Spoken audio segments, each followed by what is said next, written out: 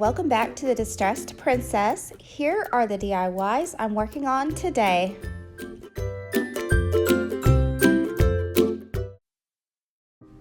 The first DIY will be the Dollar Tree sconces, and when I saw this pack of 3 planters, I knew that they looked like lampshades to me, or sconces. So I went and found these blocks of wood for $1 a piece at Michael's, but you could find these blocks of wood at the Dollar Tree, also Walmart.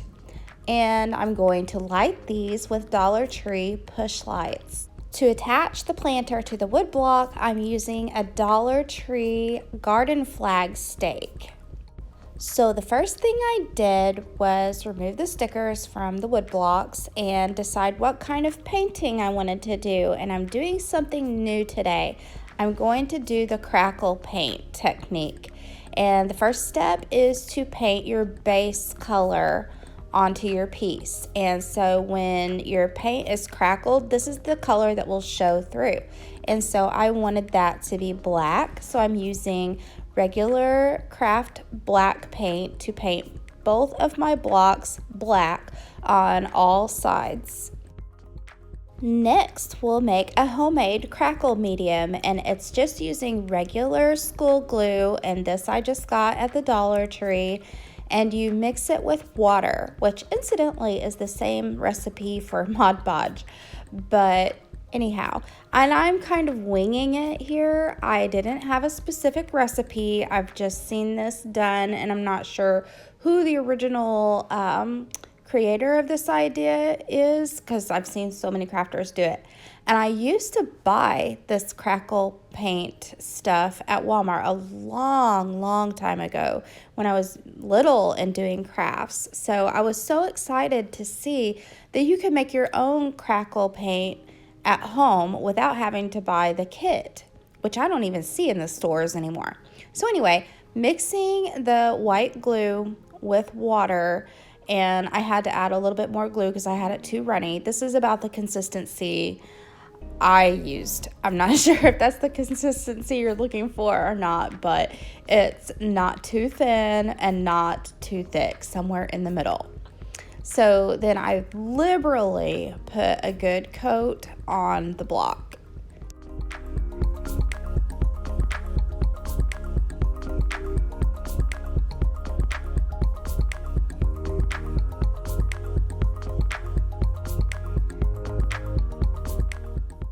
So I got my paint ready because you're supposed to wait for that crackle glue to get a little tacky. So I got my paint stuff ready. This is the top coat, and I'm using a generous amount of the Rust-Oleum linen white chalk paint to cover the tacky glue. And it didn't take very long for this glue to get tacky, and at first I was worried that it might not work, like maybe I got the wrong recipe, because when I painted this on, it really wasn't doing anything. So I started to worry, but just wait. I wound up using a hair dryer to speed up the process, and it worked. Look at the crackles, and I'm going to show you again on the back side, just so you know exactly how it worked and exactly what I did, and you can actually see it happen. So I put the glue on, I used my hair dryer, and this is just for a little bit of time, like less than a minute. You don't want this glue getting hard. You just want it to get tacky. You don't want it, you don't want it too thick.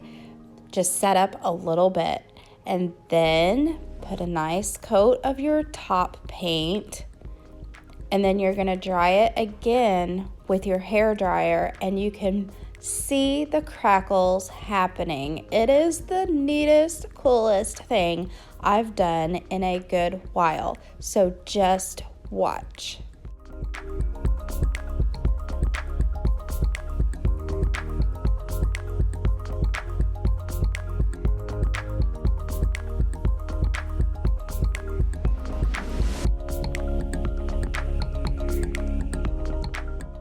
I can think of so many ways to use this technique to make things look old and chippy, and I'm also going to do a little bit of extra distressing around the edges, and I'm using the wet distressing method where I just have a wet paper towel and I'm taking off some of that paint around the edges just to give it that extra old touch.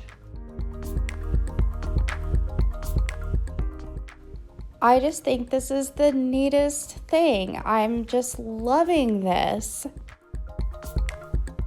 So now we need to paint our sconces, and I'm using this chalk paint that I got at Walmart.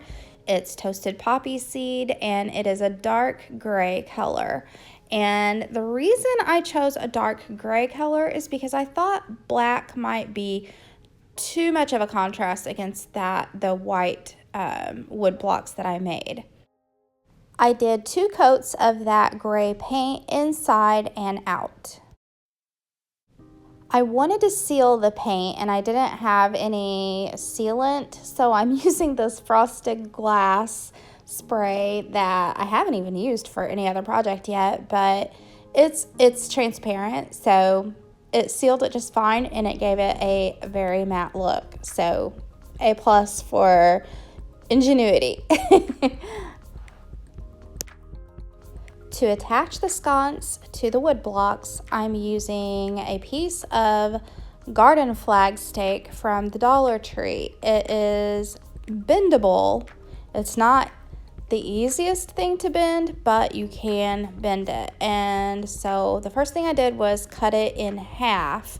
And if you score with wire cutters and bend back and forth, it will snap in half. It's a thicker metal than some of the other stakes at the Dollar Tree, but it is workable. So the 2 pieces I bent into a horseshoe shape. And this is how you want it to be attached to your block. And to attach it, I'm using good old JB Weld because it's the best thing I know to attach metal to anything. And it comes in a plunger, and this is the 1 minute set. I should mention the 1 minute setting epoxy. It comes in a plunger type thing. You have to mix these 2 glues together, and I just use that paint or popsicle stick to apply it to the horseshoe that I made, and it takes a little bit of time. You have to hold it there for, it says a minute, but it really, honestly, it takes longer than a minute, maybe 3 or 4 minutes to hold it into place, and you'll feel it start to set. There's a point that you can let go and it's not just going to flop over, and it holds strong. Okay, so then the next thing is to attach the sconce, and I've seen people use their hot glue guns to make a hole in plastic, but that didn't work for me. I guess mine wasn't hot enough. So, and my drill battery was dead. So, old school, I'm using a regular screwdriver and a screw to make a hole in the middle of the planter sconce. And then I'm able to put the metal horseshoe down inside. And remember that you're going to put a puck light up inside, so don't poke that down too far. You pretty much want it just flush on the inside, and you're going to secure it with super glue, E6000, something heavy duty, to make sure that sconce doesn't move. And I'm just using the Fix-All adhesive that you get at the Dollar Tree. It works just like E6000, but of course cheaper, and I don't think it's as fumey as E6000. So that's what I'm using, and I'm putting it just where that metal is coming through the hole of the sconce. So here's how the puck light works. It takes 3 AAA batteries and the backing screws on and off. So once you get this attached inside, you'll just screw it out to replace the batteries, and we're going to glue it down inside of the sconce. Again, you'll want to use some heavy duty sort of glue, and I'm using that same Fix-All adhesive from the Dollar Tree, but any kind of heavy duty glue for the permanent hold, And then I'm also using hot glue for the immediate hold for time purposes for this video.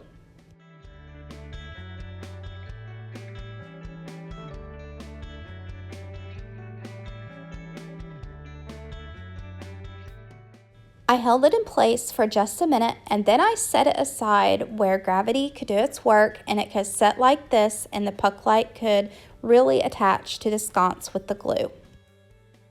Now, the metal garden stake, when I was bending it into the horseshoe shape, lost some of its black paint coating. It kind of chipped off. So what I'm doing here is going back and covering up where the chipped paint was, just using black craft paint.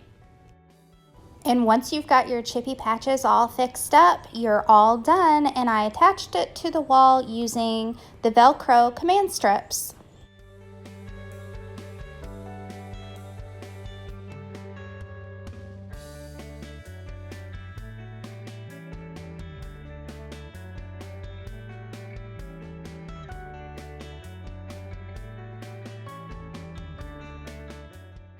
Now, for something to go in between the sconces, I picked up this piece of art that was missing its glass from TJ Maxx for only $4, and the frame was really nice on it, so I knew I could use it for something. And I also picked up this nice decoration on clearance at TJ Maxx, and I think I can put the two of them together to make a really unique art piece. So the first thing I'm going to do is remove the backing and the inside mat that I may use for something else at another time. The plan is to make a shiplap backing, and I'm just going to paint right onto the backing of this piece, but if you didn't want to do that, you could put a poster board or a foam board and paint that instead. But I'm just using the backing, and at first I started painting this way, and then I realized, my shiplap is going to be running the other direction, so then I changed direction. I always think about that when you're going to put shiplap, which way your planks are running, and paint that direction. And this is the way I always do my shiplap lines. I want to start in the middle, so I'm measuring the piece, and it was almost 20 inches, and so the middle point would be almost 10 inches, and that's where I'm going to make my first line. So I'm going to measure out the 10 inches, and then I put a little dot where that is, and then I'm going to use that dot to draw my first line. Now, regular ruler wasn't big enough, so I'm using a gallon size or one of the large size paint sticks to go by to make my line. Then I wanted these planks to be 3 inches apart, so then I just measure out 3 inches from the first line, make a dot, and draw my second line, and it just goes on, just like that. To blend those Sharpie lines in, I go back over with a little bit of dry brush, the same white paint I used to paint the backboard, which, by the way, was Rust-Oleum linen white chalk paint. Another thing I like to do to make my shiplap look a little more authentic is go back and add a few little lines that are not quite perfect. Then replace the backing and secure it into place, and you're ready to put the other decoration on the front. If you're wanting to recreate this at home, they often have clearance picture frames at Hobby Lobby for dirt cheap because they're missing their glass or they're a little bit damaged in some little place where you can fix it up. So you can find these frames there really inexpensively. And also, this other decoration that I found at TJ Maxx, you could find lots of cute options at Dollar Tree even. They have a lot of newer, nice looking pieces that you can combine with a picture frame just like this and make your own. Okay, so back to the project. This little decoration had a bracket on the back for hanging on the wall, which I removed. Just pop the screws out. You saw I used a steak knife because it's the perfect size for those little tiny screws. And now I'm going to use that Fix-All adhesive to, and hot glue as well for the immediate hold, to glue this right in the center of the picture frame.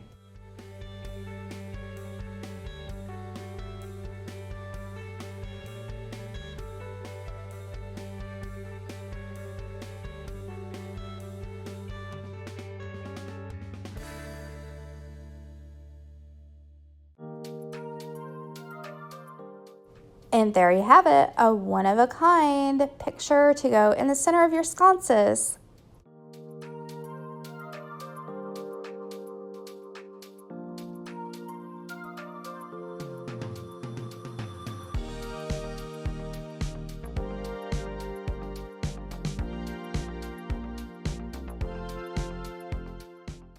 That's it for today. I hope you all enjoyed this video. If you did, please consider subscribing, hit the like button, and follow me over on Pinterest, TikTok, and Instagram.